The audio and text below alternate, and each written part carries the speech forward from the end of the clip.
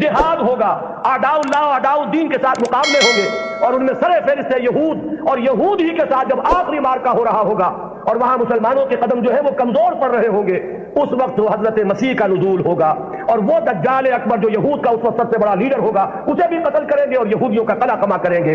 یہ دونوں جو واقعات ہیں جمع ہو جاتے ہیں، نزول عیسیٰ علیہ السلام کا معاملہ بھی اور اس عظیم شخصیت کا معاملہ بھی۔ ہم یقین سے نہیں کہہ سکتے ان کا نام کیا ہوگا۔ حدیث میں یہ بھی آتا ہے کہ اصفہان سے 70,000 یہودی دجال کا ساتھ دیں گے، لیکن بہرحال خراسان ایک صوبہ ہے افغانستان کا اس وقت بھی شمال مشرقی کونے میں، مجھے امید ہے وہاں سے خیر کی، کیونکہ خراسان کا لفظ وہاں پہ شامل ہے، اور حضور کی حدیث میں بعد میں آپ کو سناؤں گا کہ خراسان سے فوجیں چلیں گی جو یروشلم کو دوبارہ حاصل کریں گی، فتح کریں گی، جیسے پہلے یروشلم کھویا عربوں نے تھا، دوبارہ حاصل کیا تھا کرد نے، کرد خون صلاح الدین ایوبی رحمۃ اللہ علیہ، ایسے اب پھر عربوں نے کھویا ہے، لیکن لینے والے خراسان سے لشکر آئیں گے۔ یخرج من خراسان رایات سود لا یردها شیء حتی تنصب بإیلیا، خراسان کے علاقے سے کالے علم لے کر لشکر چلیں گے جن کے رخ کو کوئی موڑ نہیں سکے گا جب تک کہ وہ جا کر یروشلم میں نصب نہ ہو جائے۔ اس کے بعد نام آتا ہے پاکستان کا۔ یہ ہے میری اور آپ کی داستان، اور یہ ہے سبب جس کی وجہ سے کہ میں آپ سے یہ گفتگو کر رہا ہوں۔ اصل میں تو کس لیے؟ محض ایک علمی استفادہ، محض اپنی بات آراء کو ظاہر کرنے کا شوق نہیں، بلکہ یہ کہ اپنی ذمہ داری ہم پہچانے کہ ہم کس مقام پر کھڑے ہیں۔ دیکھیے، اس پاکستان کے بارے میں یا ہندوستان کے بارے میں علامہ اقبال نے کہا تھا اپنے ترانہ ملی میں، میر عرب کو آئی ٹھنڈی ہوا جہاں سے، میرا وطن وہی ہے، میرا وطن وہی ہے۔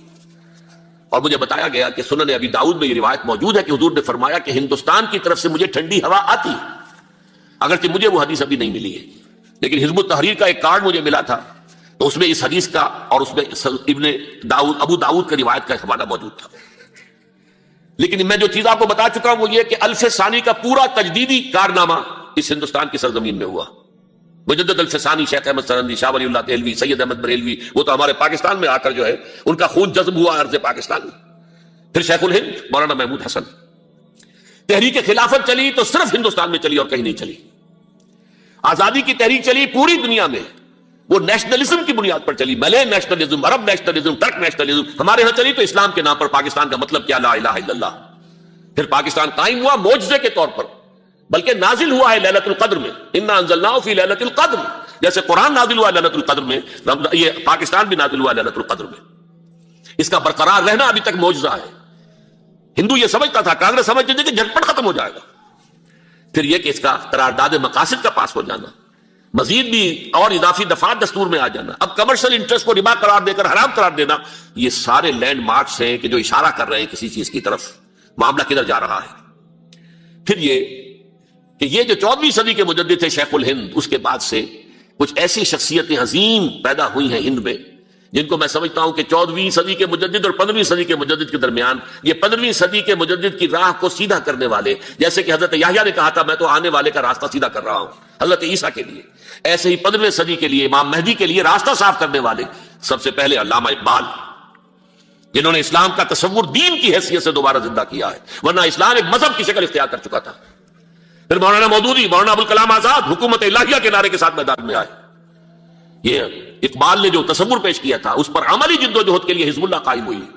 نوٹ کر لیجئے 11 برس کا فرق ہے عمر کا علامہ اقبال کے اور ابوالکلام کے، اور 1913 میں جب حزب اللہ قائم کیا اس وقت علامہ اقبال کی ملی شاعری اپنے عروج کو پہنچ چکی تھی۔ پھر یہ کہ علامہ اقبال کے بعد تعبیر جو ہے اس کام کی وہ ابوالکلام نے کی، لیکن روایتی علماء نے کی شدید مخالفت کی وجہ سے وہ بددل ہو کر چھوڑ گئے، کانگریس میں شامل ہو گئے، بساط جو ہے حزب اللہ کی انہوں نے لپیٹ دی۔ پھر مولانا مودودی آئے، انہوں نے وہ ڈور جو ہے اس کا سرا تھاما، جماعت اسلامی قائم کی حکومت الہیہ ہی کے قیام کے لیے، اگرچہ میرے نزدیک یہ کہ وہ انتخابی اور ایک قومی سیاست کی ایک جماعت بن کر پاکستان میں جو ہے دلدل میں پھنس گئی ہے۔ اب ہم اس کی کوشش کر رہے ہیں، تنظیم اسلامی اور یہ تحریک خلافت جس کے تحت یہ جلسہ ہو رہا ہے، یہ ساری چیزیں وہ ہیں کہ آپ کو سوائے پاکستان کے اور کہیں نہیں ملیں گی پوری دنیا میں۔ معلوم ہوتا ہے کہ پاکستان کو بہت بڑا رول پلے کرنا ہے اس میں، اور اس کے ساتھ اب جمع کر لیجئے افغانستان کی عمارت افغانستان، اسلامی عمارت افغانستان قائم ہو چکی ہے۔ یہ پچھلے 20 سالوں میں جو کچھ وہاں ہوتا رہا ہے اس سے پہلے تصور نہیں ہو سکتا تھا۔ علامہ اقبال کے فرزند بھی دیکھ کر آئے ہیں، تو اگرچہ وہ خود میں سمجھتا ہوں کہ خاصے انہیں آپ لبرل کہیں، آزاد خیال کہیں، لیکن اس درجے متاثر ہو کر آئے تھے کہ انہوں نے یہ کہا افغانستان میں جو میں نے حالات دیکھے ہیں کہ اگر 2-4 اور مسلمان ملکوں کے اندر یہ نظام قائم ہو جائے تو پوری دنیا مسلمان ہو جائے گی۔ یہ سب کچھ کیسے ہو رہا ہے؟ یہ آنے والے دور کی جھلکیاں ہیں. Coming events are casting their shadows before. یہ سب بتا رہے ہیں کہ پاکستان افغانستان کو مل کر اس میں کوئی عظیم رول پلے کرنا ہے. اور اس کے ضمن میں اب میں علامہ اقبال کے بارے میں آخری بات کہہ رہا ہوں. علامہ اقبال کے بارے میں عام یہ خیال ہے، انہوں نے اپنے خطبات میں مہدی کا اور نزول مسیح کا، حالانکہ میں کل پڑھ رہا تھا مولانا سعید احمد اکبر آبادی رحمۃ اللہ علیہ کا ایک مقالہ ان کا کہ علامہ اقبال نے ابن خلدون کے بارے میں یہ کہا ہے کہ مہدی کا اور نزول عیسیٰ کا دونوں کا انہوں نے انکار کیا ہے، حالانکہ ابن خلدون نے نزول عیسیٰ کا انکار نہیں کیا، صرف مہدی کا انکار کیا ہے. بہرحال علامہ اقبال نے خطبات میں انکار کیا ہے. لیکن یہ کہ اپنی شاعری کے اندر میں چیلنج کرتا ہوں کسی بڑے سے بڑے اقبال شناس کو، ان کا یہ شعر ذرا سنیے. خضر وقت از خلوت دشت حجاز آید بروں، کارواں زی وادی دور و دراز آید بروں. خضر وقت، امام وقت، رہنمائے وقت، قائد وقت، خلوت دشت حجاز، حجاز کی صحرا کی کسی خلوت گزینی سے نکل کر باہر آئیں گے. میں حیران ہوتا ہوں علامہ کے اس فکر پر اور اس مصرے پر. یہاں انہوں نے شیعہ اور سنی دونوں کے کانسیپٹ جمع کر دیے.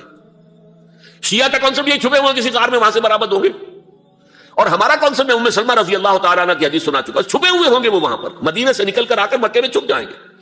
اس خانہ جنگی کی حالت میں لوگ ان کی طرف دیکھ رہے ہوں گے، سوچتے ہوں گے انہیں میدان میں آنا چاہیے، کوئی پارٹ پلے کرنا چاہیے، امت کی کوئی رہنمائی کرنی چاہیے.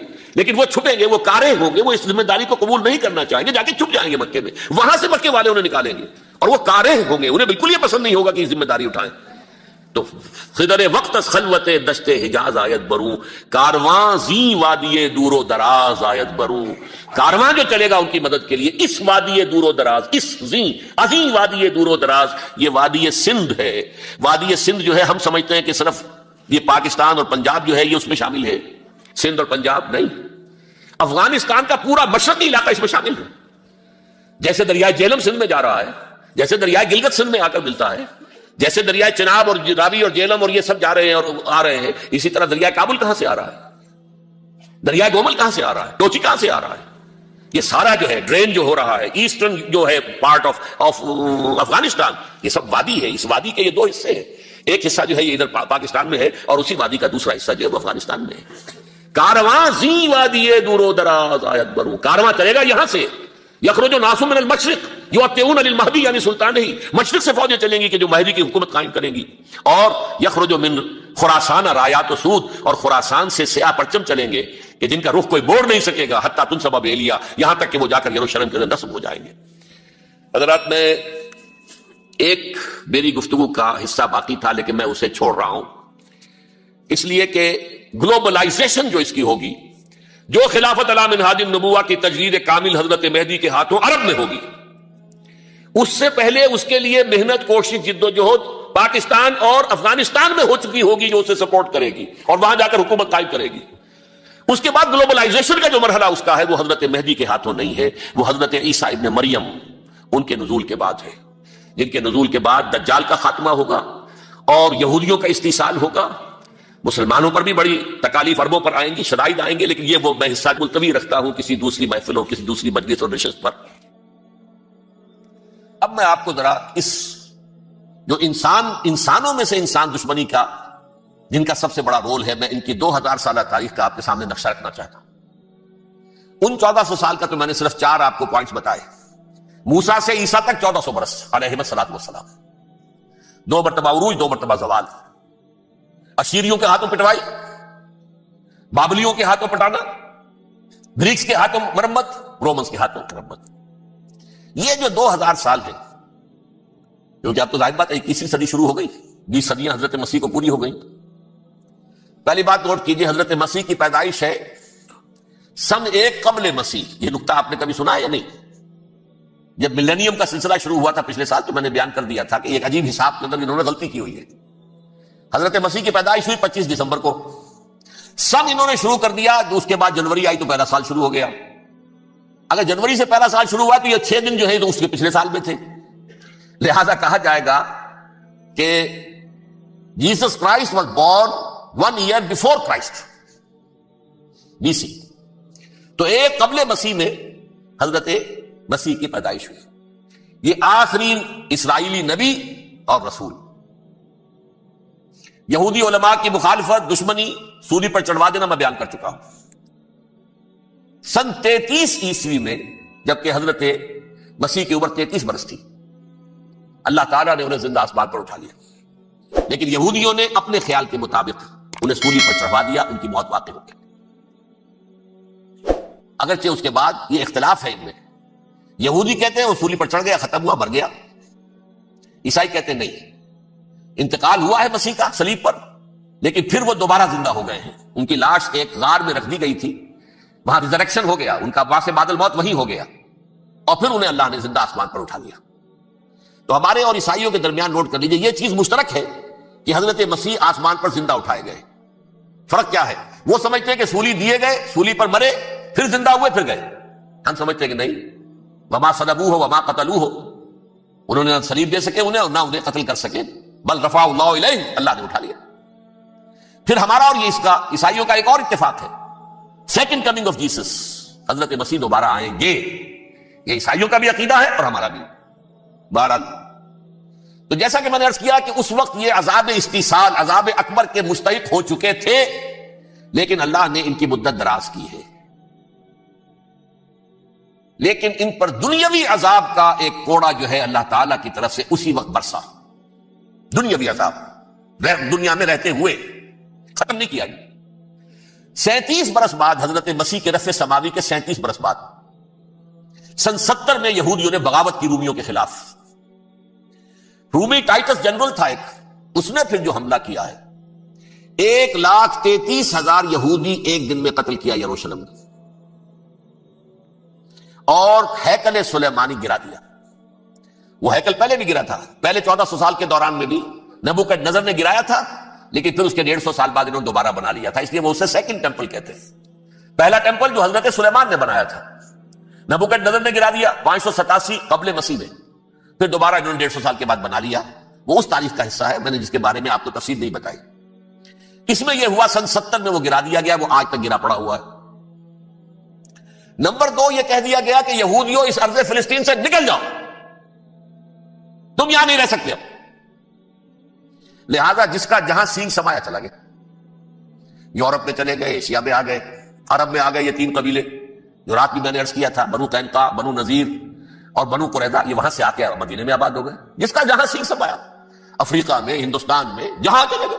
ڈایاسپورا اسے کہتے ہیں، وہ آپ نوٹ کر لیجیے اس لفظ ڈایاسپورا، ہمارا دور انتشار، جبکہ ہمیں ہماری اصل سرزمین تو فلسطین ہے، حضرت ابراہیم کا مسکن، حضرت اسحاق، حضرت یعقوب کا مسکن فلسطین، یہ ہے ہماری اصل جاگیر، یہ تو ہماری جدی پشتی جاگیر ہے، لیکن یہاں سے نکال دیے گئے سن 70 عیسوی میں، اور وہاں سے لے کے 1917 تک ان کا ڈایاسپورا جاری رہا۔ یہ دور انتشار،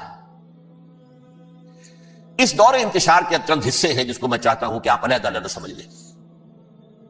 دور انتشار کا جو پہلا جو ہے تقریباً 300 برس، رومی حکمران تھے، وہ یہودیوں کے بھی دشمن تھے اور عیسائیوں کے بھی دشمن تھے، عیسائی اور یہودی ایک دوسرے کے بھی دشمن تھے، لیکن رومی سمجھتے تھے کہ یہ ایک ہی تھیلی کے چٹے بٹے ہیں۔ رومیوں کے نزدیک عیسائی بھی یہودیوں ہی کا ایک فرقہ تھے، کوئی علیحدہ مذہب تو تھا ہی نہیں۔ لہذا رومی جو ہیں رومنز، وہ ان دونوں کو ستاتے تھے، مارتے تھے، اور یہ آپس میں لڑتے تھے، یہودی عیسائیوں کو مارتے تھے، عیسائی یہودیوں کو مارتے تھے۔ یہ ہے 300 برس تک کی تاریخ۔ سن 300 عیسوی میں کیا ہوا؟ ایک معجزہ ہو گیا۔ بہت عظیم ایمپرر کانسٹینٹائن، قسطنطین اعظم، رومن ایمپررز میں سے بہت بڑا ایمپرر، وہ عیسائی ہو گئے۔ اب تو معاملہ بالکل تلپٹ ہو گیا، پوری سلطنت عیسائی ہو گئی۔ اب عیسائیوں کے عیش ہو گئے اور یہودیوں پہ مار پڑنی شروع ہوئی۔ اب عیسائیوں کا آپ خود سوچئے کہ جنہیں وہ خدا بنا بیٹھے ہیں، خدا کا بیٹا قرار دے رہے ہیں، ان کے قاتل کون؟ یہودی، بدماش۔ لہذا ان کی وہ پٹائی شروع ہوئی ہے یورپ میں، پوری رومن امپائر میں، انہیں ذلیل کیا گیا، شہروں میں آمد بند، علیحدہ رہو، گھیٹوز کے اندر رہو۔ یہودی کا نام جو ہے وہ گالی بن گیا، جیسے آج بھی یہودی گالی کہتے ہیں، جیسے خنزیر کا لفظ، آخر وہ بھی اللہ کی مخلوق ہے، لیکن آپ کو معلوم ہے کوئی شخص زبان پر نام نہیں لانا چاہتا خنزیر کا، سور کا، ہے تو مخلوق، وہ بھی ایک حیوان ہے، ایسے ہی ہے یہودی، یہودی گالی، جیوٹ گالی۔ لہذا ایک طرف تو ان دونوں کے درمیان دشمنی، جس کو قرآن کہتا ہے وَأَغْرَيْنَا بَيْنَهُمُ الْعَدَاوَةَ وَالْبَغْضَاءَ، ہم نے ان کے مابین دشمنی جو ہے پیدا کر دی۔ اور جب یہ پوری سلطنت عیسائی ہو گئی تو قافیہ تنگ ہو گیا یہودیوں کا، اب آئیے 571 عیسوی، یعنی جبکہ ڈائسپورا کو کتنا عرصہ ہو چکا تھا؟ 500 برس۔ سن 70 سے شروع ہوا ڈائسپورا، جب ٹائٹس نے گرایا ہے ہیکل کو اور نکال باہر کیا انہیں فلسطین سے، بھاگ جاؤ یہاں ایک یہودی بھی نہیں رہے گا، فلسطین سے نکال دیے۔ اس کے پورے 500 برس بعد سن 571 عیسوی میں حضور کی پیدائش ہوئی، ولادت باسعادت محمد رسول اللہ صلی اللہ علیہ وسلم۔ 610 میں آپ پر وحی کا آغاز ہوا، لیکن حضور کے ساتھ ان کا معاملہ کیا رہا؟ اول تو جبکہ حضور ابھی مکے ہی میں تھے، یہودیوں نے ریشہ دوانیاں شروع کر دی حضور کے خلاف۔ قریش مکہ کو سکھاتے تھے، پڑھاتے تھے، ان سے یہ پوچھو، ان سے یہ پوچھو، یہ اس طرح ٹنگ کرو، ان سے یہ امتحان لو، یہ آپ کے علم میں ہے۔ سورہ بنی اسرائیل میں، سورہ کہف میں وہ سوالات، جو امتحانی سوالات آئے تھے، ذوالقرنین کون تھا، اصحاب کہف کون تھے، تم رسول بنے پھرتے ہو تو بتاؤ، اور یہ روح کی حقیقت کیا بتاؤ، یہ ساری ریشہ دوانیاں کر رہے تھے بیٹھے ہوئے ابھی وہیں پر، حضور ابھی پہنچے بھی نہیں۔ ہجرت فرما کر حضور تشریف لے آئے تو حضور نے، جسے ماسٹر سٹروک کہا جائے گا، یعنی اسٹیٹس مین شپ کا ماسٹر سٹروک، آپ نے مدینے میں آتے یہودیوں کے ساتھ پیکٹ کر دیا، جوائنٹ ڈیفنس پیکٹ آف مدینہ، کہ اگر مکے والے ہم پر حملہ کریں گے تو ہم مل جل کر ایک قوم کی حیثیت سے مقابلہ کریں گے۔ یہ میثاق مدینہ کہلاتا ہے، جس کے بہت غلط معنی پہنائے جا رہے ہیں آج کل۔ بہرحال میں موضوع میرا چونکہ یہ نہیں، میں ادھر نہیں جاؤں گا، لیکن ہوا کیا؟ ہر مرتبہ یہ خیانت کے مرتکب ہوئے، ان نے جو عہد کیے تھے ان سے پھرے، اندر ہی اندر سازش، ریشہ دوانی، حضور کی بدترین دشمنی۔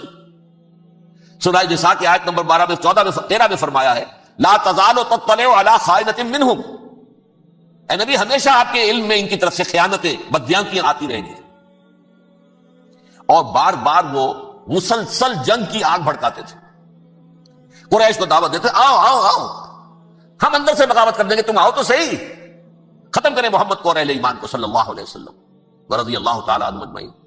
لیکن پھر جب وہ آتے تھے تو یہ دبک جاتے تھے، ان میں ہمت نہیں تھی، میدان کے مرد نہیں رہے تھے۔ یہ سورہ حشر میں ان کا نقشہ کھینچا گیا ہے، کھلے میدان میں مقابلے کی اس کے اندر صلاحیت ہی نہیں ہے۔ یہ تو فصیلوں کے پیچھے سے، جیسے عورتیں کہیں دیہات میں لڑائی ہوتی ہے تو مرد جو ہے گلیوں میں لڑتے ہیں، عورتیں اوپر سے پتھر پھینکتی ہیں، بس وہ کام یہ کر سکتے تھے، من ورائے جدر، فصیلوں کے پیچھے سے، جنگ میں میدان میں نہیں آ سکتے۔ بہرحال قرآن مجید میں ہے یہ، سورہ مائدہ کی آیت نمبر 64، کلما اوقدوا نارا للحرب اطفاها اللہ، اکثر و بیشتر مواقع پر تو یہ جب آگ بھڑکاتے تھے جنگ کی، اللہ اسے بجھا دیتا تھا۔ لیکن بہرحال اس کے باوجود جنگیں ہوئی، غزوہ بدر، غزوہ احد ہوئی کہ نہیں؟ یہ ساری اصل شرارت نہیں، اور اس کے نتیجے میں حضور نے پھر ایک ایک کر کے 3 قبیلوں کو سزا دی۔ غزوہ بدر کے فوراً بعد بنو قینقاع نکالے گئے مدینے سے، غزوہ احد کے فوراً بعد بنو نذیر نکالے گئے، اور غزوہ احزاب کے بعد بنو قریظہ نکال دیے گئے۔ یہ تو میں نے آپ کے سامنے رکھ دیا صرف حضور کے زمانے میں ان کا کیا رویہ رہا، دشمن۔ رات بھی ہم نے وہ آیت پڑھی تھی، لَتَجِدَنَّ أَشَدَّ النَّاسِ عَدَاوَةً لِلَّذِينَ آمَنُوا الْيَهُودُ وَالَّذِينَ أَشْرَكُوا، اہل ایمان کی دشمنی میں شدید ترین تم پاؤ گے یہودیوں کو اور مشرکین، مشرکین بھی بعد میں ہے، پہلے یہودی۔ حضور کے بعد کیا ہوا اب یہ نوٹ کیجئے، یہ ان کی تاریخ کا دوسرا دور۔ حضرت عمر رضی اللہ تعالیٰ عنہ قائد خلافت ہے، بیت المقدس کا محاصرہ کیا گیا، فصیل بڑی اونچی، شہر اندر سے سیلف سفیشنٹ، حملے کا راستہ کوئی نہیں، محاصرہ طول کھینچ رہا ہے، لیکن ان کے پاس رسد بھی موجود ہے، پانی بھی موجود ہے، وہ دروازے بند کر کے بیٹھے ہوئے۔ بالآخر اللہ تعالیٰ کی مشیت کا ظہور کیسے ہوا؟ ان کے کچھ علماء آئے فصیل پر، کہا دیکھو مسلمانوں، تم قیامت تک بھی یہاں پڑے رہو گے محاصرہ کر کے، ہمارا یہ شہر فتح نہیں ہوگا۔ ہاں ایک درویش بادشاہ کے ہاتھوں یہ شہر فتح ہونا ہے، لیکن تمہارے اندر ہمیں وہ نظر نہیں آ رہا۔ ابو عبیدہ بن الجراح رضی اللہ تعالی عنہ، امین هذه الامہ، ان کا فوراً ذہن گیا وہ درویش بادشاہ مدینے میں بیٹھا ہوا ہے، عمر رضی اللہ تعالی۔ اب ایک اور عمر بھی ہے جو قندھار میں بیٹھا ہے، نقشہ وہی ہے، سادگی کی حد تک نقشہ وہی ہے، بالکل وہی، اپنی آنکھوں سے دیکھا ہے وہی سادگی۔ عمر اول، عمر ثانی تھے عمر بن عبد العزیز۔ اب ایک اللہ کے فضل سے اللہ تعالیٰ ایدہ اللہ بنصرتہ، اللہ تعالیٰ ان کی نصرت فرمائے، دشمنوں کو ان کے مقابلے میں نیست و نابود کرے۔ انہوں نے ریکویسٹ بھیج دی کہ حضور تشریف لائیے، یہ شہر فتح ہو جائے گا۔ وہ ہے سفر تاریخی، اتنا طویل سفر، تقریباً 700 میل، ایک اونٹ، ایک خادم، ایک منزل پہ امیر المومنین اوپر بیٹھے، خادم آگے چل رہا ہے، اگلی منزل پہ خادم اوپر بیٹھا ہے، امیر المومنین آگے جا رہا ہے۔ اور جب پہنچے ہیں تو وہ باری تھی خادم کی، انہوں نے ہاتھ جوڑ دیا، حضور خدا کے لیے تم کیا کہیں گے لوگ، وہ میرا برا حال کر دیں گے، تمہیں شرم نہیں آئی؟ امیر المومنین پیدل آگے چل رہے ہیں نکیل پکڑ کر، اور تم بیٹھے ہو اوپر براجمان ہو۔ حضرت عمر فرمایا دورو دورو، نہیں باری تمہاری ہے، بیٹھ۔ اس حال میں پہنچے، اور پھر یہ کہ ابو عبیدہ بن الجراح آئے ہیں، استقبال کیا ہے تو دیکھا ہے، اس حال میں چلے آ رہے ہیں، عمر نکیل پکڑے ہوئے چلے آ رہے ہیں، اور کہتے ہیں کہ کہیں کیچڑ ویچڑ تھا، جوتے خراب ہو گئے تھے، وہ بھی اتار کے ہاتھ میں پکڑے ہوئے، کپڑے تو تھے ہی پھٹے ہوئے۔ انہوں نے کہا کہ حضرت ابو عبیدہ نے، دیکھیے یہ بڑا متمدن ملک ہے، بڑا مہذب علاقہ ہے یہ، آپ ذرا حلیہ اپنا دوست فرما لیں تب جا کے پیش ہم آپ کو کریں گے۔ آپ نے فرمایا نحن قوم اعزنا اللہ بالاسلام، ہم وہ قوم ہیں جنہیں اللہ نے عزت دی ہے اسلام کے ذریعے سے، کپڑوں کے ذریعے سے نہیں، دولت کے ذریعے سے نہیں۔ اسی حال میں گئے ہیں، اوپر سے انہوں نے کھڑے ہو کر نشانیاں دیکھی ہیں، اپنی کتابیں کھولی، ہاں یہ وہی ہے، اچھا لو جی سرنڈر، شہر تمہارے ہاتھ میں، خون کا ایک قطرہ نہیں بہا، اور بیت المقدس فتح ہو گیا۔ کہ امام مہدی کا جو تصور ہمارے ہاں ہے اس میں ذہنوں میں بڑا انتشار ہے، کنفیوژن ہے، اس لیے کہ دو مہدی جمع ہو گئے۔ ایک تصور مہدی کا وہ ہے جو اہل تشیع کے ہاں ہے، اور ایک تصور مہدی کا وہ ہے جو اہل سنت کے ہاں ہے۔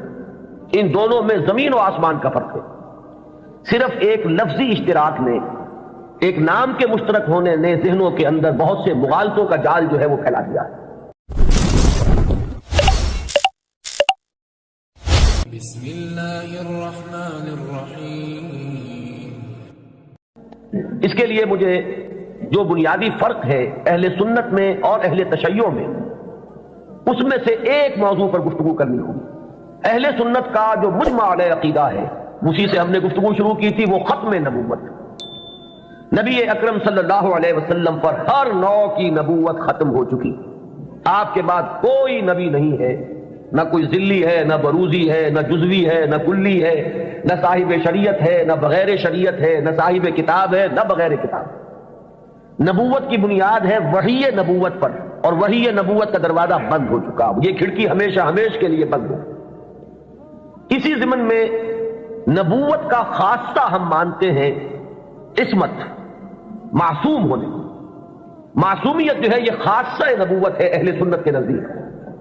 جب نبوت ختم ہوئی تو معصومیت بھی ختم، اب خطا کا امکان ہے، اجتہاد کا دروازہ ہے، کھلا ہے، کوشش کرو، محنت کرو، صحیح سے صحیح رائے تک پہنچنے کے لیے ایڑی چوٹی کا زور لگاؤ، کتاب و سنت کے جو محکمات ہیں، جو اس کی اساسات ہیں، اس سے استدلال کرتے ہوئے، استنباط کرتے ہوئے نتائج تک خود پہنچو، یہ اجتہاد ہے۔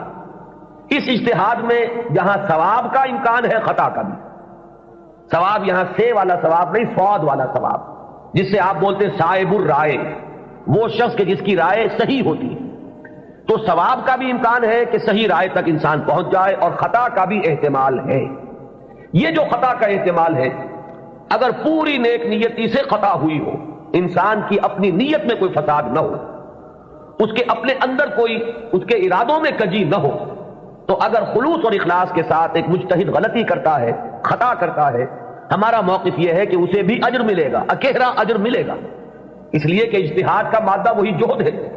اس نے خلوص کے ساتھ محنت کی ہے، جد و جہد کی ہے، مطالعہ کیا ہے، غور و فکر کیا ہے، کتاب و سنت کی نصوص کو کھنگالا ہے، اس نے ایک رائے قائم کی ہے۔ اس رائے کے قائم کرنے میں اگر وہ بربنائے طب بشری کسی خطا کا مرتکب ہو گیا ہے تو یہ اس کے دسترس سے، اس کے اختیار کے دائرے سے باہر ہے، لہذا اسے اس کی محنت کا جو ثواب ضرور ملے گا۔ تو مجتہد مختی کے لیے اکیرا ثواب ہے، اور مجتہد مصیب یعنی جو ثواب تک پہنچ گیا، صحیح رائے تک پہنچ گیا، اس کے لیے دوہرا ہے۔ یہ معاملہ میں نے اس سے پہلے بھی ایک مرتبہ عرض کیا تھا کہ ہمارے ہاں اتنا قطعی ہے کہ ہمارے نزدیک حضرت ابو بکر بھی معصوم نہیں ہے، حالانکہ بالاتفاق وہ سب سے افضل ہے پوری نوع انسانی میں انبیاء کے بعد، افضل البشر بعد الانبیاء بالتحقیق، صرف اس امت میں نہیں، کل نوع انسانی میں۔ جیسے کہ محمد رسول اللہ صلی اللہ علیہ وسلم تمام انبیاء سے، تمام رسولوں سے افضل ہیں، اسی طرح آپ کی امت کے جو صدیق اکبر ہیں وہ تمام امتوں کے صدیقین سے افضل ہے، افضل البشر بعد الانبیاء بالتحقیق ابو بکر صدیق رضی اللہ تعالیٰ عنہ۔ اب آپ سوچئے، ہماری یہ رائے ہے، کسی کی ہو یا نہ ہو، اس سے اس وقت سروکار نہیں ہے، ہماری یہ رائے ہے، اور پھر بھی ہم کہتے ہیں کہ ابو بکر بھی خطا سے محفوظ نہیں، معمول نہیں، ان سے بھی خطا کا امکان ہے، وہ معصوم نہیں ہے۔ عصمت جو ہے وہ خاصہ نبوت ہے، وہ محمد کے ساتھ ختم ہو گئی صلی اللہ علیہ وسلم۔ ابو بکر سے خطا ہو سکتی ہے، عمر سے ہو سکتی ہے، عثمان سے ہو سکتی ہے، علی سے ہو سکتی ہے، ہر شخص سے ہو سکتی ہے۔ اگر ان چار سے ہو سکتی ہے تو بقیہ پوری نوع انسانی تا قیامت جو آنے والی ہے ان میں کوئی ان سے افضل نہیں ہو سکتا، بات ختم۔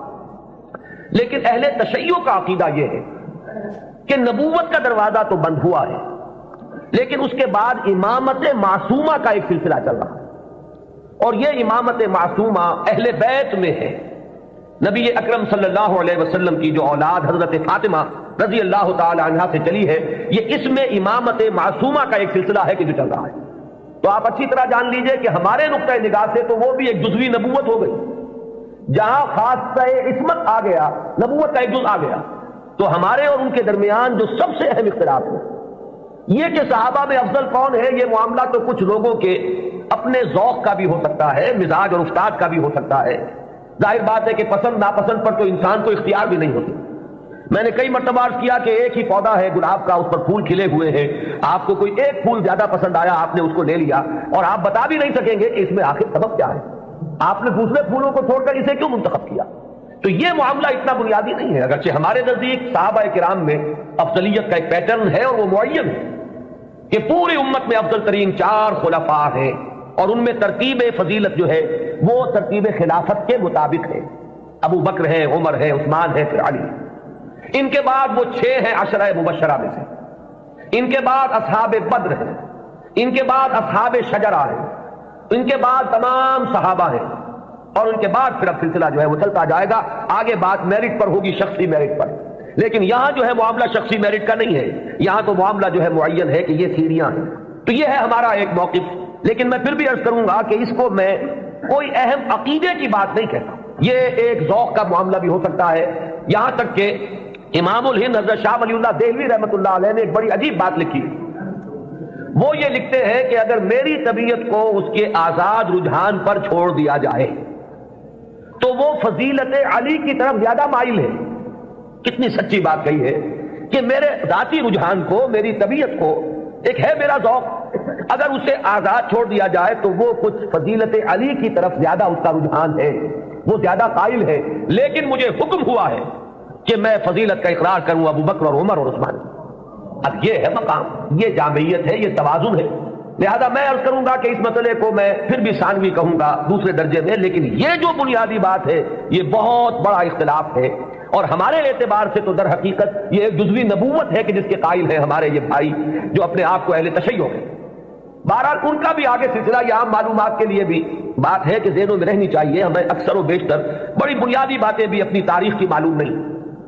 ہم چونکہ سنی ہیں، سنیوں کے اختلافات کو ہم خوب جانتے ہیں، لیکن یہ کہ اہل تشیع میں اختلاف آگے کیا ہوئے ہیں اکثر و بیشتر ہمارے علم میں نہیں ہے۔ ان کا جو یہ معصوم امامت کا سلسلہ ہے، حضرت علی، حضرت حسن، حضرت حسین کے صاحبزادے حضرت علی بن حسین جنہیں امام زین العابدین کے نام سے پکارا جاتا ہے، پھر ان کے بیٹے ہیں محمد باقر، ان کے بیٹے ہیں جعفر، جن سے فقہ جعفری چل رہی ہے۔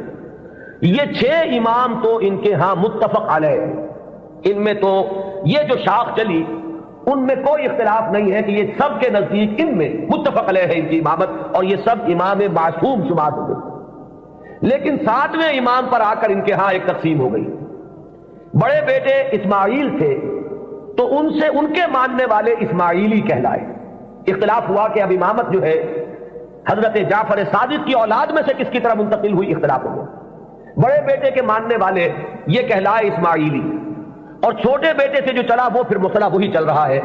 ان کے پھر مزید 6 امام ہیں، جن میں سے 11ویں امام جو ہے ان کے بارے میں ایک تو تاریخ کی روایت یہ ہے کہ وہ لا ولد فوت ہو گئے، اور ایک روایت جو اہل تشیع کے ہاں ہے وہ یہ ہے کہ ایک بچہ ان کے ہاں ہوا تھا جس کو انہوں نے اخفاء سے کہیں بھیج دیا باہر، اندیشہ یہ تھا کہ حکومت وقت اس کو قتل نہ کرا دے۔ وہ ہے ان کے تصور میں امام مہدی، وہ جن کو بچا لیا گیا تھا وہ کہیں کسی غار میں رکوش ہیں اور وہیں ہیں، آخری زمانے کے قریب ان کا ظہور ہوگا، وہ زندہ ہیں، غار میں موجود ہیں، ان کا ظہور ہوگا، وہ امام المہدی ہے۔ اور ان کے آنے کے بعد پھر یہ مسلک بھی ظاہر بات ہے کہ اسلام ان کے نزدیک تو وہی ہے جسے وہ اسلام کہہ رہے ہیں، یعنی شیعت جسے ہم کہتے ہیں، اس مسلک کی بھی فتح ہوگی اور یہی اسلام جو ہے پھر پوری دنیا کے اوپر چھا جائے گا۔ انہیں قائم آل محمد بھی ان کے ہاں کہا جاتا ہے۔ تو یہ ہے تصور امامت کا اور امام مہدی کا شیعہ حضرات کے۔ کیونکہ درمیان میں نے بات آپ کو ایک بتائی تھی کہ 7ویں امام پر آ کر اختلاف ہوا ہے، تو جو بڑے بیٹے اسماعیل سے جو سلسلہ چلا وہ بھی کچھ عرصے کے بعد 2 حصوں میں تقسیم ہو گیا۔ ان میں سے ایک حصہ ابھی چل رہا ہے کہ وہ امامت نسلاً بعد نسل چلی آ رہی ہے، وہ تو ہمارے ہاں کے یہ اسماعیلی ہیں۔ یہ اسماعیلی اس وقت تو ان کے امام ہیں، آغا خان تھے، آغا خان کے پوتے اب ان کے امام ہیں، اب کریم آغا خان، یہ ان کے نزدیک امام معصوم ہیں، ان سے کسی خطا کا امکان ہی نہیں۔ سر سلطان محمد خان جو آغا خان تھے، ان کے تو یہ الفاظ بھی منقول ہوئے ہیں کہ جب میں شراب پیتا ہوں تو شراب جب میرے ہونٹوں کو مس کرتی ہے تو پاک ہو جاتی ہے۔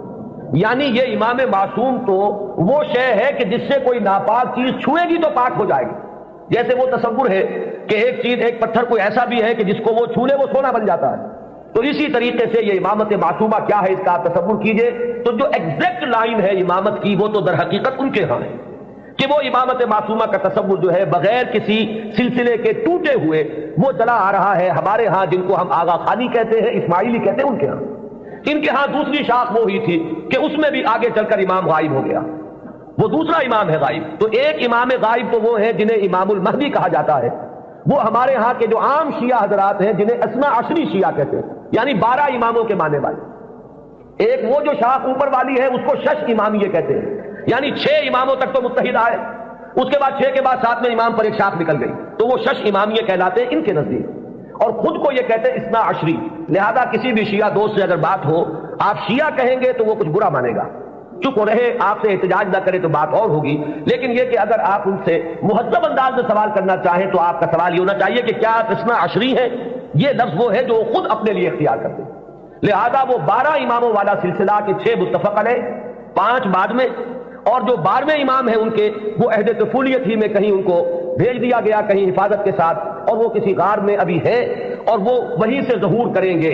لہذا یہ جو اصل شیعت ہے ان کا امام غائب ہے اور یہ اس کے انتظار میں ہے کہ وہ آئیں۔ ایک حالت منتظرہ جو ہے اس شیعت پر یہ چلی آ رہی ہے۔ اس میں یہ بھی بتا دوں، یہ بھی دلچسپی کی بات ہے کہ حال ہی میں ایک بہت بڑا انقلابی قدم اٹھایا ہے خمینی نے یہ فلسفہ پیش کیا اور اس کو قبول حاصل ہو گیا ایران میں کہ یہ جو ہم امام منتظر کے انتظار میں رہیں گے اور کچھ نہیں کریں گے تو یہ تو بہت غلط معاملہ ہے کہ آنے والا ہی آئے گا تو کچھ ہوگا، ہم تو کچھ کر نہیں سکتے۔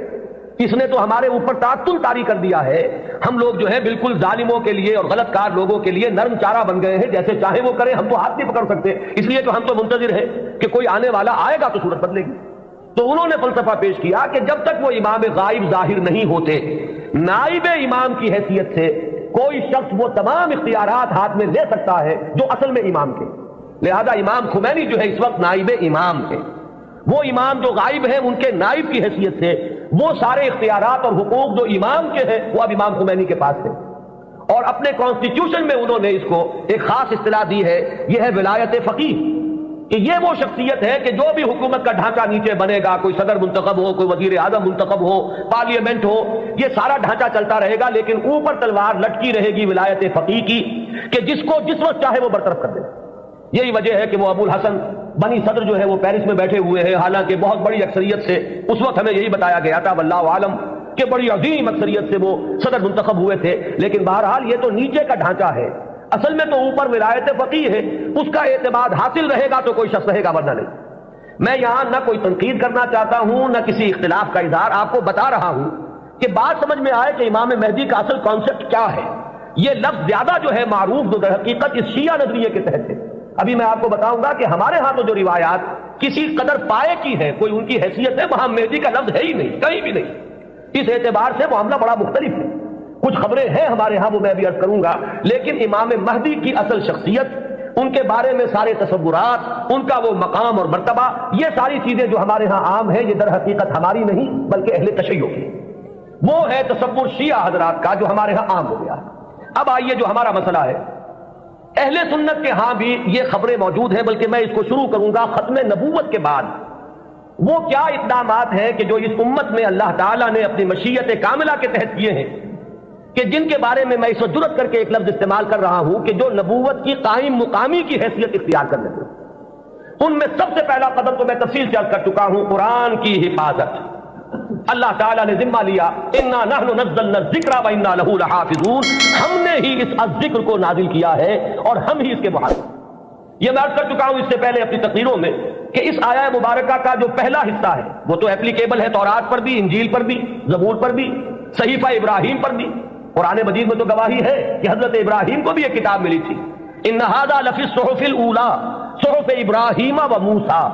لیکن یہ کہ یہ پہلا حصہ تو سب پر اپلیکیبل، ان کی عصبیت کہہ لیں، تعصب کہہ لیں، وہ پختہ ہو چکا ہے۔ لیکن یہ کہ ہر جگہ کچھ لوگ ہوتے ہیں کہ اگر انہیں متوجہ کیا جائے تو کسی حقیقت پر غور کرنے کے لیے تیار ہو جائے۔ تو چونکہ ان کے ہاں جو بات چلی اجرائے وحی سے بات شروع ہوئی، تو ایک بڑی عام جو سطح ہے، کامن سینس کی سطح، اس پر وہ بات ان کی بڑی وزنی تھی۔ بات یہ تھی کہ جب نبوت کی اصل ضرورت ہے انسان کی ہدایت، تو انسان ختم نہیں ہوا، نبوت کیسے ختم ہو گئی؟ آخر نبوت، میں اب ان کی طرف سے بات کر رہا ہوں، کہیں کوئی مغالطہ آپ کو نہ ہو جائے، اس لیے کہ جب تک آپ اپنے مخالف کے موقف کو صحیح طور پر نہیں سمجھیں گے تو آپ کیسے اس کے بارے میں کوئی ججمنٹ آپ نہیں دے سکتے۔ ان کی دلیل کیا ہے کہ نبوت کوئی ہابی تو نہیں تھی بعض اللہ کی، جب چاہا جاری رکھا، جب چاہا ختم کر دیا۔ یہاں ہر چیز جو ہے حکمت کے ساتھ ہے، کوئی مقصد ہے، کوئی غایت ہے، ربنا ما خلقت ھذا باطلا۔ تو نبوت کی اصل غرض و غایت نوع انسانی کی ہدایت یا اتمام حجت۔ اب وہ نوع انسانی ختم نہیں ہوئی تو نبوت کیسے ختم ہوگی؟ وحی کا دروازہ کیسے بند ہو گیا؟ یہ دلیل تھی جو کامن سینس کے لیول پر کافی اپیلنگ ہے، بات سمجھ میں آتی ہے۔ یہاں ہمیں سمجھنا ہوگا کہ جب ہم اس کے قائل ہیں کہ نبوت، وحی نبوت کا دروازہ بند ہو گیا، تو خلق کی ہدایت کی جو ضرورت ہے اس کو اب کن ذرائع سے پورا کیا گیا، ان چیزوں کو اگر سمجھ لیا جائے تو وہ دلیل کٹ جائے گی۔ پہلی بات میں عرض کر چکا ہوں پوری تفصیل سے اپنی سیرت کی تقاریر میں بھی اور بعد میں بھی، کہ پہلی بات یہ کہ ہدایت خداوندی اپنے مرحلہ تکمیل کو پہنچ گئی قرآن مجید میں۔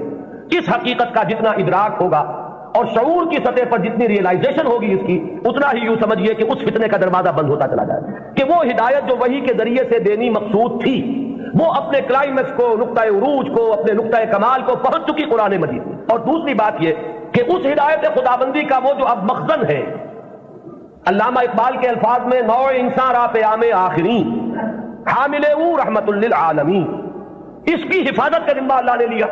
اب یہ ایک بہت بڑا ہسٹوریکل فیکٹ ہے کہ اگرچہ ہم مانتے ہیں سابقہ کتابیں بھی اللہ کی نازل کردہ تھیں، لیکن ان کی حفاظت کا ذمہ نہیں لیا گیا۔ کیا وجہ؟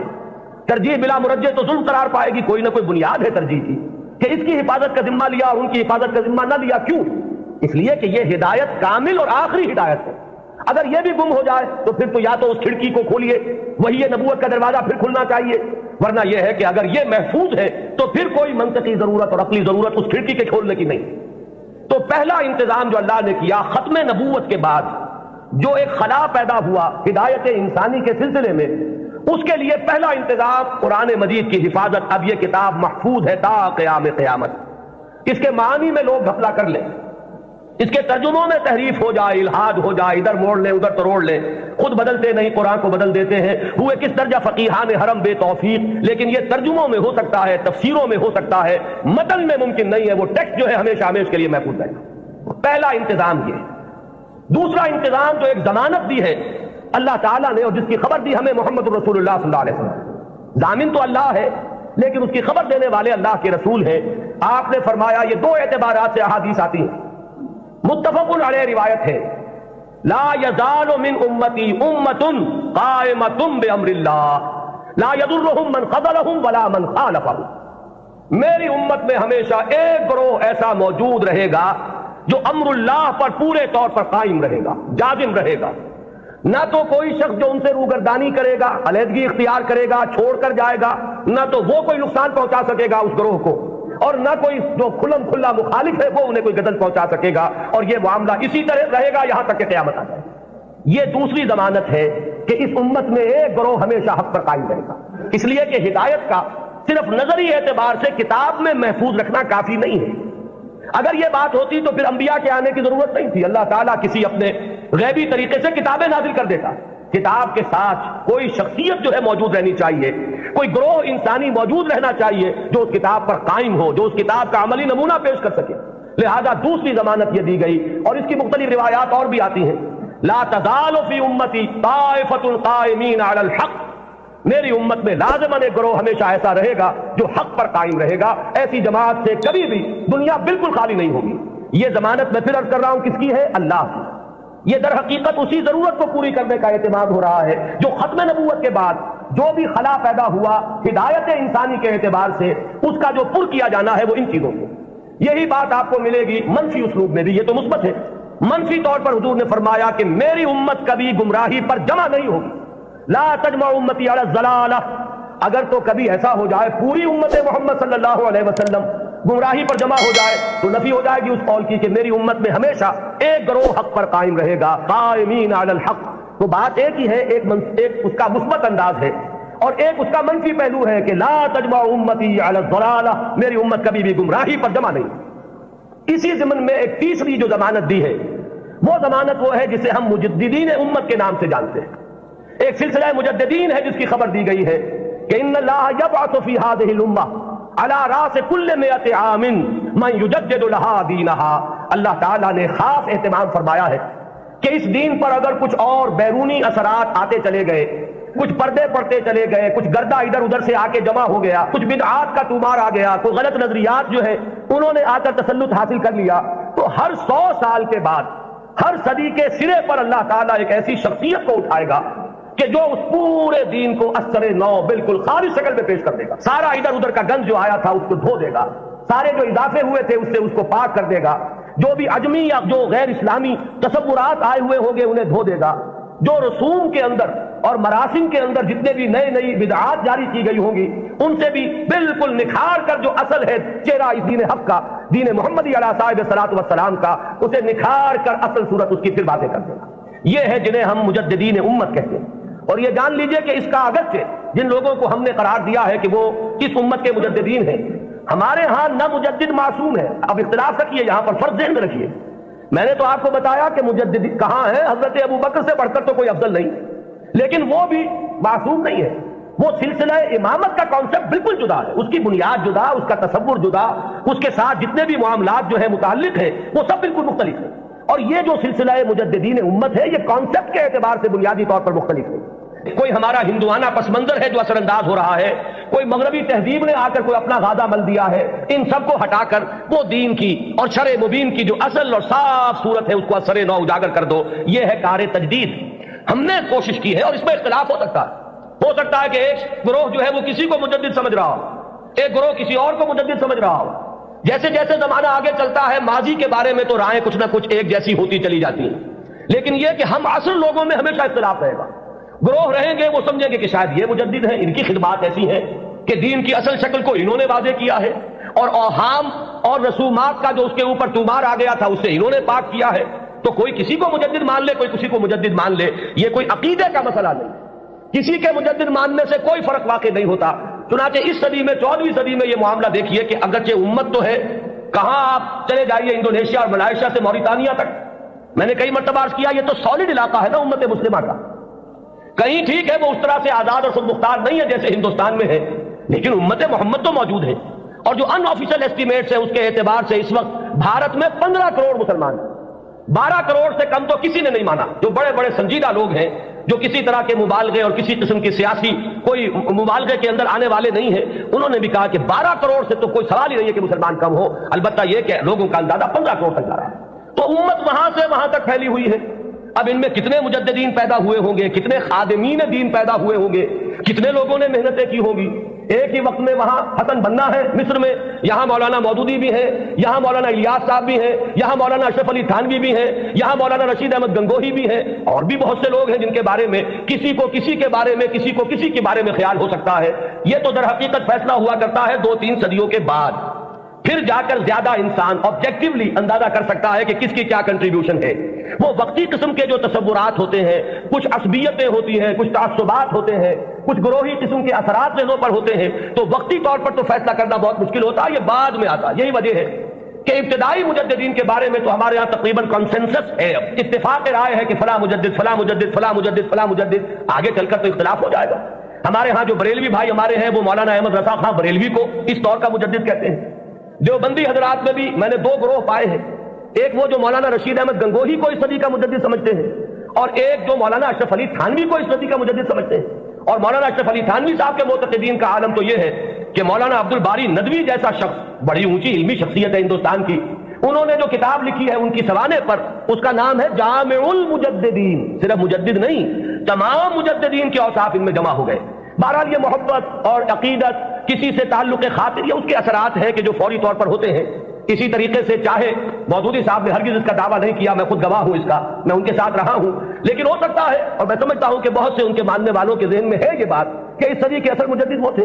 یا مولانا الیاس صاحب رحمۃ اللہ علیہ کے بارے میں تو میں یہ ان کے عقیدت مندوں میں اس سے بہت آگے بات سمجھتا ہوں، وہ تو چونکہ کچھ روحانیت کا میدان بھی ہے تبلیغی جماعت میں، تو وہاں جو غلو ہے عقیدت کا وہ تو اس سے کہیں بڑھ کر ہے۔ تو یہ ساری چیزیں میں صرف اس لیے عرض کر رہا ہوں کہ اس میں کسی گھبرانے کی بات نہیں ہے، اس لیے کہ مجددیت جو ہے ہمارے ہاں کوئی ایسا منصب نہیں ہے کہ جس کو ماننے یا نہ ماننے سے کوئی ہمارے ایمان و اسلام میں فرق آتا۔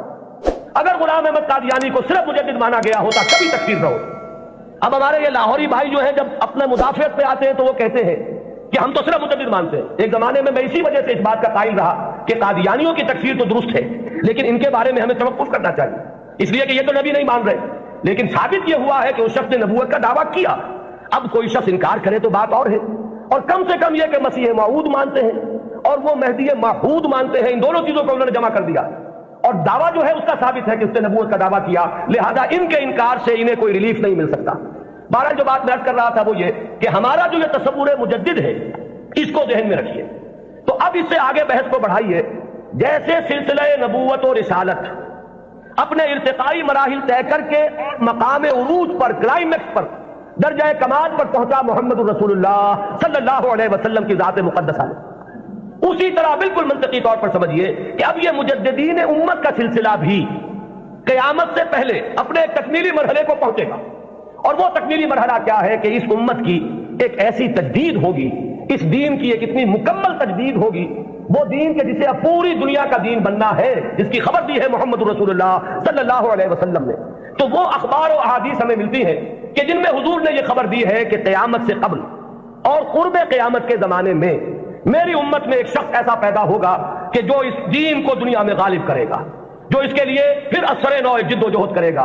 ظاہر بات ہے کہ وہ سلسلہ مجددین ہی کی آخری کڑی، اس لیے کہ قیامت کے سلسلے میں بات ہو رہی ہے قیامت سے پہلے پہلے ایک ایسی عظیم شخصیت جو ہے مسلمانوں میں پیدا ہوگی، وہ سلسلہ مجددین امت کا یوں سمجھیے کہ مقام عروج ہے، وہ اس کا کلائمیکس ہوگا، وہ اس کا تکمیلی درجہ ہوگا۔ اس ضمن میں جو احادیث آتی ہیں ان کو ہم دو بڑے بڑے گروہوں میں تقسیم کر سکتے ہیں۔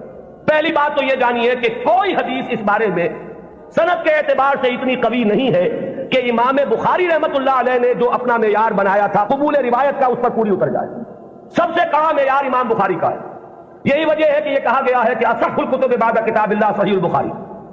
حدیثوں کی چاند پھٹک، کس روایت کو قبول کریں گے کس کو نہیں کریں گے، ہر محدث نے اپنے کچھ شرائط بنا لی، ایک پیمانہ بنا لیا۔ یوں سمجھیے جیسے یہ بجری جہاں کرشرز لگے ہوتے ہیں اور اس کے بعد وہ کرش سٹون جو ہے وہ کنویئر بیلٹ پر آتا ہے اور مختلف سائز کی چھلنیاں لگی ہوتی ہیں، کوئی چھوٹے سائز کی چھلنی ہے اس میں سے چھوٹے چھوٹے پتھر جو ہے وہ نکل جائیں گے، اس سے آگے چل کر اور چونکہ گریڈنگ کرنی ہے کہ آدھے انچ سے کم چاہیے بجری تو یہ اس چھلنی میں سے نکل گئی وہ لے جائیے، پھر اس کے بعد آپ کو چاہیے آدھے انچ سے لے کر 1 انچ تک تو اگلی چھلنی ہے وہ اس میں سے نکلیں گے، اس سے آگے اور بڑھتا چلا جائے گا، گریڈنگ ہو جائے گی اس میں۔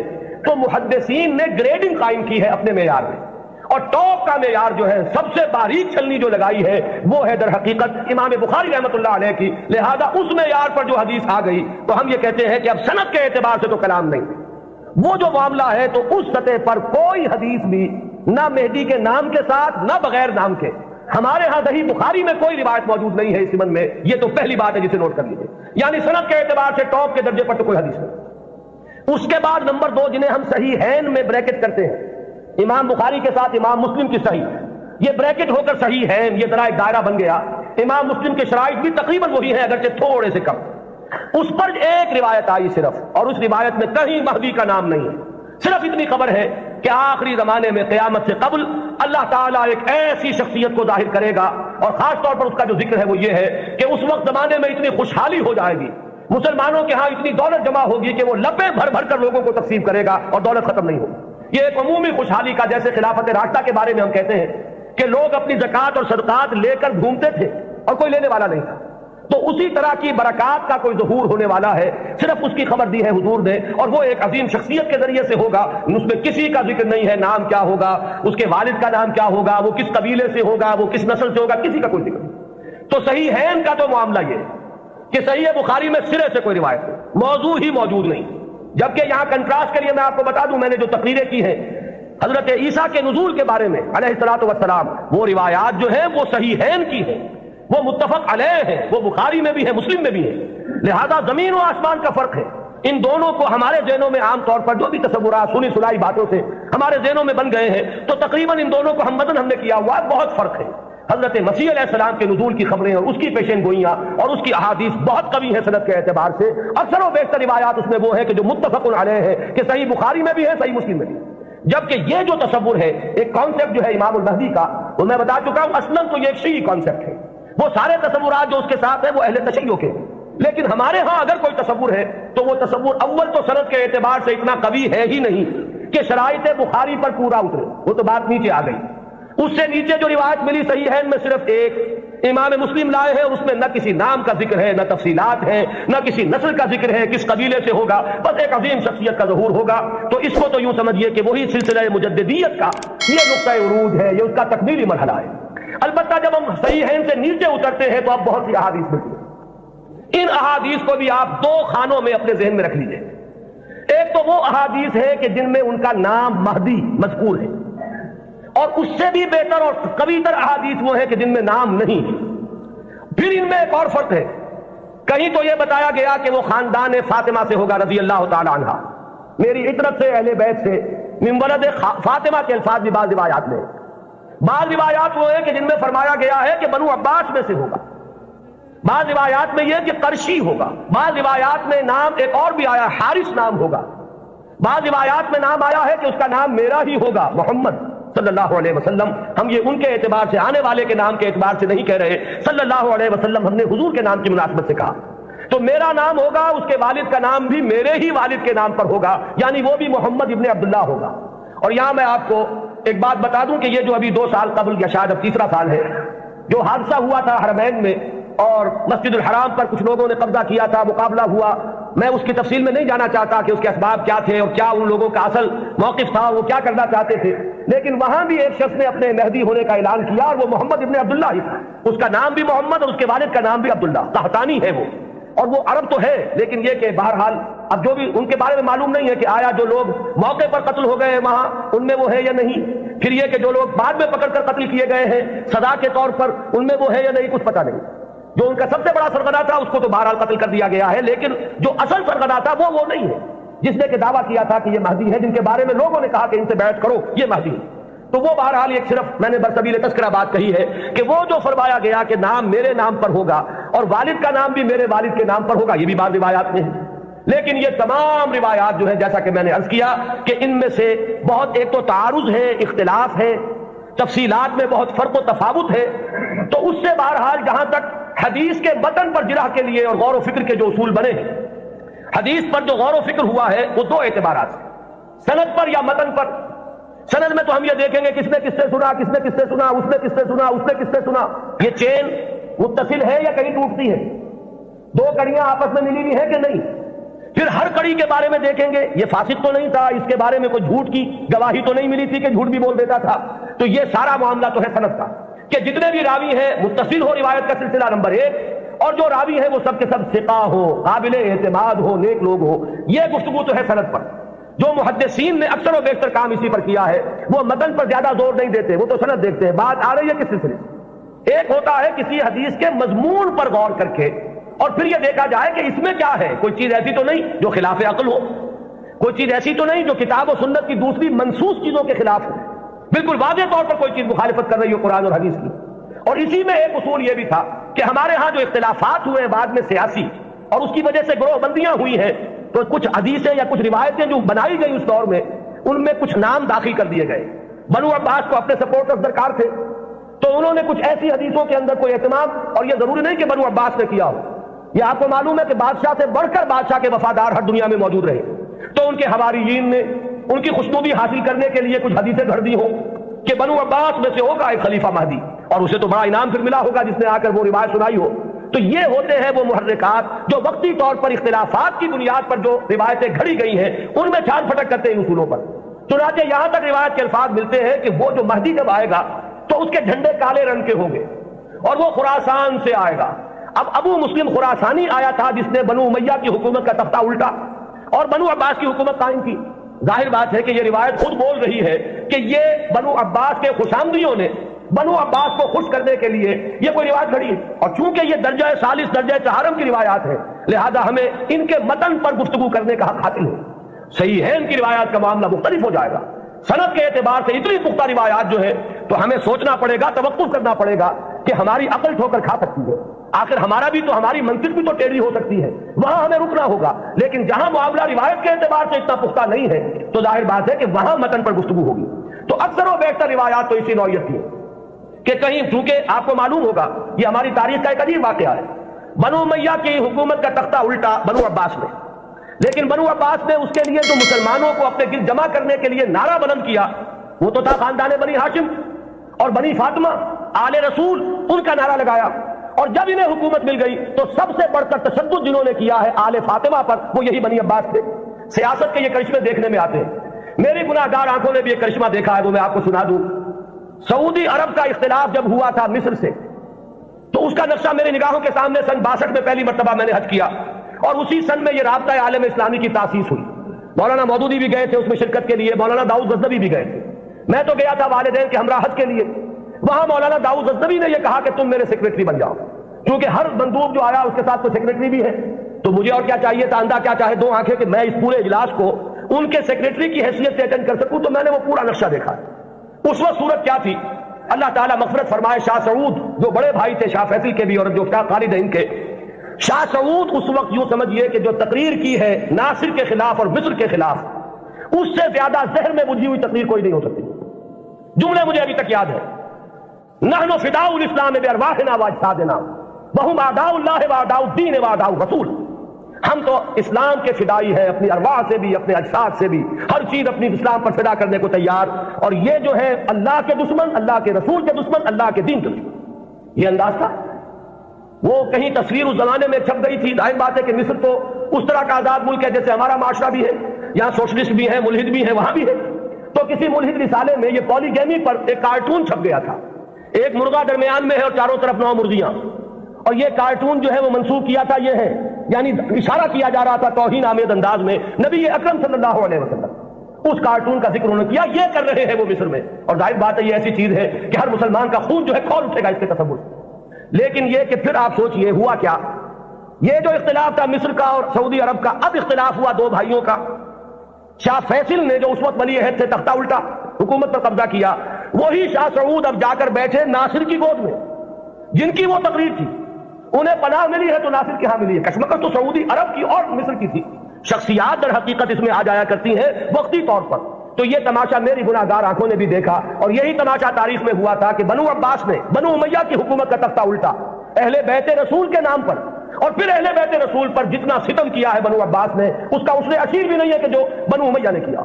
بہرحال یہ جب معاملات ہیں تو کہیں بنی فاطمہ کے لیے وہ احادیث ہے, کہیں بنو عباس کے لیے ہے. تو ان روایتوں کا ہمارے ہاں کوئی اونچا مقام نہیں. البتہ وہ جو میں نے بات آپ کے سامنے عرض کی کہ دین کا جو ایک تصور ہمارا ہے بحیثیت مجموعی, ختم نبوت کے بعد ہدایت انسانی کا سلسلہ جو جاری ہے وہ کس شکل میں ہے. میں نے آج اسی لیے آیت شروع میں پڑھی تھی, وَلْتَكُمْ مِنْكُمْ أُمَّةٌ يَدْعُونَ إِلَى الْخَيْرِ وَيَأْمُرُونَ بِالْمَعْرُوفِ وَيَنْهَوْنَ عَنِ الْمُنكَرِ وَأُولَٰئِكَ هُمُ الْمُفْلِحُونَ. لوگوں اب شخصی نبوت کا دور ختم ہوا, وہ تو آخری اور کامل نبی تھے محمد صلی اللہ علیہ وسلم. اب تمہیں اجتماعی سطح پر ایک کام کرنا ہے. وہ کام جو ہوا کرتا تھا رسولوں کے ذریعے سے اب تمہیں کرنا ہے, بحیثیت امت کرنا ہے. وَكَذَلِكَ جَعَلْنَاكُمْ أُمَّةً وَسَطًا لِتَكُونُوا شُهَدَاءَ عَلَى النَّاسِ وَيَكُونَ الرَّسُولُ عَلَيْكُمْ شَهِيدًا. ہم نے تمہیں امت وسط بنایا ہی اس لیے ہے کہ رسول گواہی دے تم پر اور تم گواہ بن جاؤ پوری نوع انسانی پر. یہی ہے فطرت کے مطابق, عقل کے مطابق, منطق کے مطابق کہ وہ جو سلسلہ ختم ہوا رسالت کا اور نبوت کا, در حقیقت اس کی جگہ اب اس امت نے لی ہے. اب یہ کلیکٹیو رسپانسبلٹی ہے پوری امت کی, اور امت بحیثیت مجموعی کنتم خیر امت اخرجت للناس تامرون بالمعروف وتنہون عن المنکر وتؤمنون باللہ.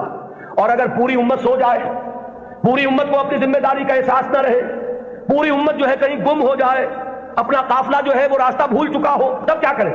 وَلْتَكُن مِّنكُمْ أُمَّةٌ يَدْعُونَ إِلَى الْخَيْرِ، تم میں سے ایک گروہ تو رہنا ہی چاہیے، ایک جماعت تو ایسی ہونی ہی چاہیے، کچھ لوگ تو رہے کہ جب دنیا کی طرف دوڑ رہی ہو تو وہ دین کے لیے اپنے آپ کو وقف کر دیں، جب باقی لوگوں کی ایمبیشنز اور حوصلے اور ولولے ہوں دنیا کمانے کے، وہ ہر چیز کو تج کر صرف اللہ کے دین کی خدمت کا بیڑا اٹھا دیں۔ تو ایک گروہ ایک جماعت تو رہنی ہی چاہیے، وَلْتَكُن مِّنكُمْ أُمَّةٌ يَدْعُونَ إِلَى الْخَيْرِ وَيَأْمُرُونَ بِالْمَعْرُوفِ وَيَنْهَوْنَ عَنِ الْمُنكَرِ وَأُولَٰئِكَ هُمُ الْمُفْلِحُونَ، اور جان لو کہ اصل فلاح کے حقدار وہی ہوں گے، انہی کو فلاح مل کر رہے گی۔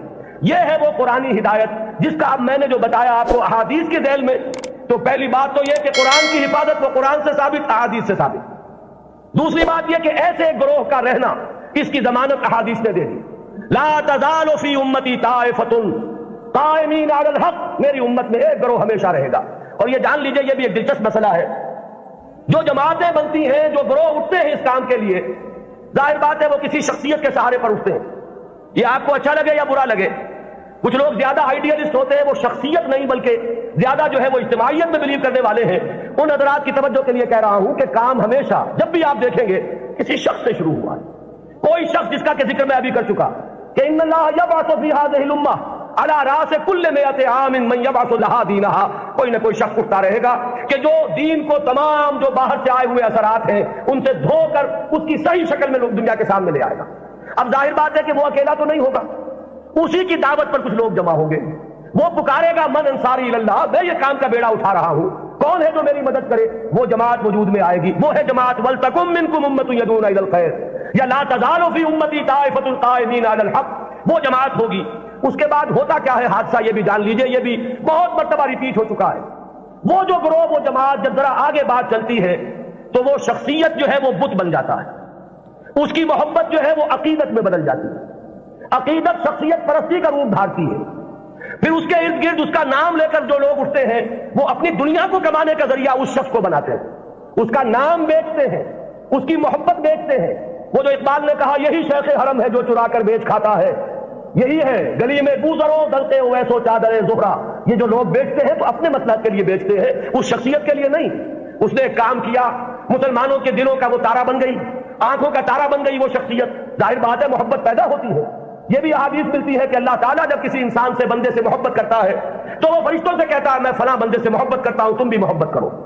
اس کے بعد اس کی محبت جو ہے خلق خدا کے دل میں ڈال دی جاتی ہے۔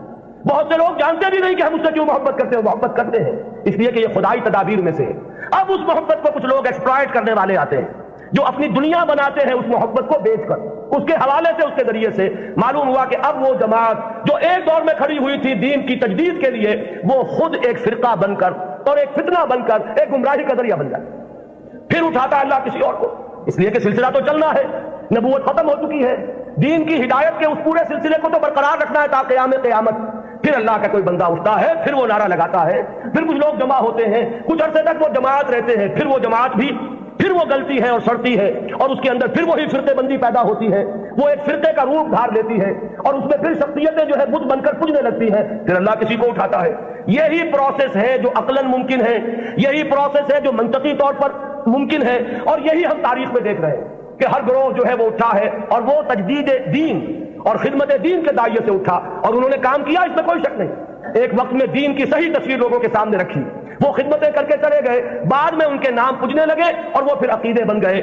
آج ہمارے ہاں جو مزاروں کی پرستش ہو رہی ہے تو یہ یہی تو ہے، جنہوں نے فاقوں پر فاقے کاٹے تھے، جن کے فاقے ضرب المثل ہیں، آج ان کی قبروں کے طفیل جو ہے عیاشیاں ہو رہی ہیں۔ آج لوگ جو ہے انہوں نے اپنی دنیا کمانے کا ذریعہ اس کو بنایا ہوا ہے۔ تو یہ وہی پروسیس ہے جو بہت زیادہ میگنیفائڈ فارم میں اور بڑی گھناؤنی صورت میں ہمارے سامنے موجود ہے۔ ہوتا یہی ہے، تو فرمایا کہ ایسا ہوتا رہے گا، قافلہ چلتا رہے گا۔ قرآن ہے، یہ قلعہ تو گڑا ہوا ہے، اس میں تو کہیں ادھر سے ادھر ہونے کا سوال ہی نہیں، یہ تو قائم و دائم ہے، اس کی حفاظت کا ذمہ لیا ہے۔ اس کے بعد ایک امت ایک گروہ بھی موجود رہے گی، اس کی بھی ضمانت ہے۔ اور ظاہر بات ہے کہ امت یا گروہ، اما یا امو کہتے کسے؟ ایک امام ہوتا ہے جس کے پیچھے نماز ادا کرتے ہیں باجماعت، وہ امام ہے، اور امت کا لفظ بنا امام سے، اما یا امو سے لفظ امت بنا۔ یہ جو شخص اٹھے گا، اس کے جو ساتھی ہوں گے، آوان و انصار ہوں گے، جو مددگار ہوں گے، یہ جماعت بنیں گے۔ اور اس کے بعد جب یہ جماعت جو ہے، جب یہ زوال سے دو چار ہوگی، جب اس کے اندر فساد رونما ہو جائے گا، پھر وہ پروسیس اثر نو ہوگا۔ یہ چلتا رہے گا تا کہ قرب قیامت میں ایک عظیم شخصیت کا ظہور ہوگا، وہ اسی سلسلہ مجددین کی آخری کڑی ہوگا، وہ دین کی تجدید کرے گا، اس کے ساتھ مسلمان جمع ہو جائیں گے، متقین ہوں گے، صالحین ہوں گے، مخلصین ہوں گے، جہاد ہوگا، اعداء اللہ اعداء الدین کے ساتھ مقابلے ہوں گے، اور ان میں سر فہرست ہے یہود، اور یہود ہی کے ساتھ جب آخری مارکا ہو رہا ہوگا اور وہاں مسلمانوں کے قدم جو ہے وہ کمزور پڑ رہے ہوں گے، اس وقت وہ حضرت مسیح کا نزول ہوگا، اور وہ دجال اکبر جو یہود کا اس وقت سب سے بڑا لیڈر ہوگا اسے بھی قتل کریں گے اور یہودیوں کا قلع کما کریں گے۔ یہ دونوں جو واقعات ہیں جمع ہو جاتے ہیں، نزول عیسیٰ علیہ السلام کا معاملہ بھی اور اس عظیم شخصیت کا معاملہ بھی۔ ہم یقین سے نہیں کہہ سکتے ان کا نام کیا ہوگا، یہ ساری خبریں فلاں قبیلے سے فلاں خاندان سے، یہ اس سند کو نہیں پہنچی ہوئی ہیں کہ میں یا آپ کوئی رائے اس کی بنا پر حتمی طور پر قائم کر لیں۔ حتمی بات ایک ہی ہے کہ آخری زمانے میں اس امت میں ایک مجدد پیدا ہوگا، عظیم مجدد، اور وہ اس دین کی تجدید اس سطح پر کرے گا کہ جس کے بعد اس دین کا غلبہ پوری دنیا میں ممکن ہو جائے گا۔ یہ ہے اصل میں ہمارا تصور اہل سنت کا، آپ انہیں امام مہدی کہیں یا نہ کہیں، نام اختیار کریں یا نہ کریں، بہرحال یہ تصور ہمارے ہاں موجود ہے۔ السلام علیکم ورحمۃ اللہ وبرکاتہ۔ مزید اسلامک بیانات سننے کے لیے ہمارے اس چینل مسائل الحلال کو سبسکرائب کیجیے۔ شکریہ۔